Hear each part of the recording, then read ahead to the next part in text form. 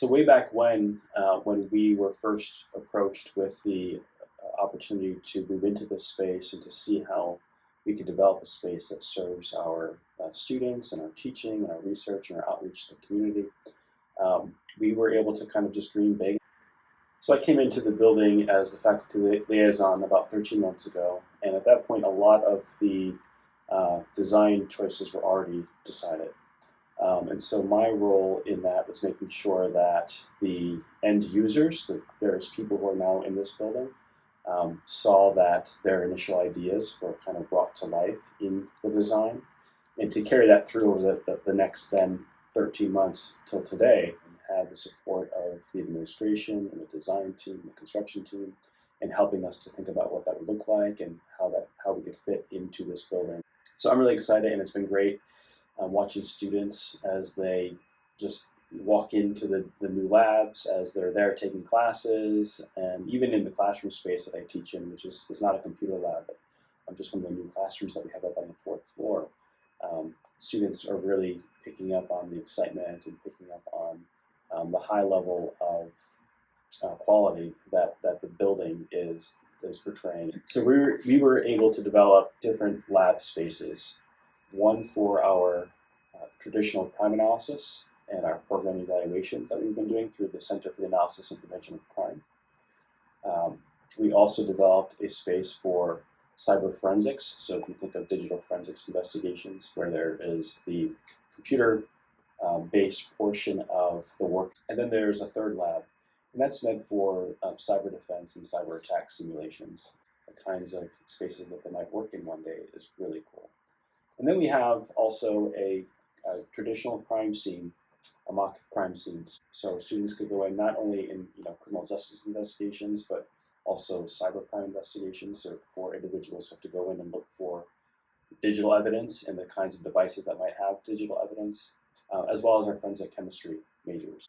So within this building, on the first floor, we have the Idea Center, which is the Innovation, Design, Education, and Application Center. We have our department, the Department of Criminal Justice, Cybersecurity and Sociology. And we also have on the second floor the Small Business Development Center and the University of Success, which is a program for high school students.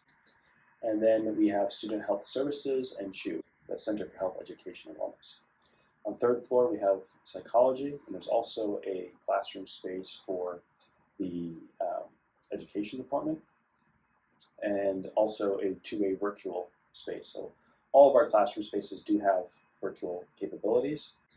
And then on the fourth floor, there's a meditation space that's meant to be non-denominational and welcoming to all people of all faiths, as well as some outdoor areas. One is a prayer garden, reflection space, and then on the other side is more of a social space with tables for people to have lunch, maybe some kinds of social events.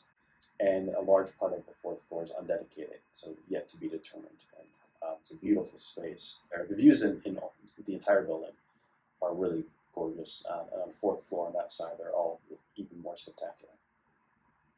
I could speak for my department, and I'm sure it's the same for others, that when potential staff, or faculty, or students come into this space and thinking about whether they can see themselves in this space, I think it has a huge potential for recruitment and for securing really good people. Again, whether it be good employees, good students, it's hard not to walk into this space and to feel inspired, to feel that you're in a place that cares about excellence and good work, and to want to see yourself doing that work within this building.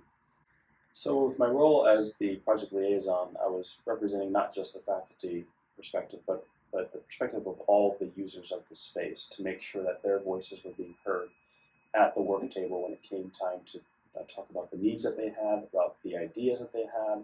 And so it was really, every aspect of what it would take for someone to have some input in the design of the space that they're going to be working in. And so, again, it was really a learning opportunity to learn about how people from all different divisions of the university, how they view their place as being part of this larger mission of the university. It was evident throughout just how much they all care about their work and about their service to students and to the community through the work, and again, to see how then they design this space to facilitate that.